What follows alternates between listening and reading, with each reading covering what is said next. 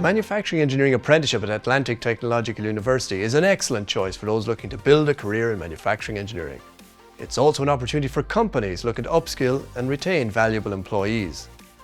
The apprenticeship program offers strong practical experience, financial benefits and valuable career development opportunities. Manufacturing engineer facilitates efficient operations within the production area, working within teams to optimize existing processes, implement new technologies, and to ensure the production goals are met. Each year, the apprenticeship program involves a 15-week block of off-the-job training in the university, and the remaining 70% of the time is training on the job, learning from industry mentors. The program offers a comprehensive approach to education, blending classroom learning with hands-on experience, providing a solid foundation for a successful and fulfilling career in manufacturing engineering.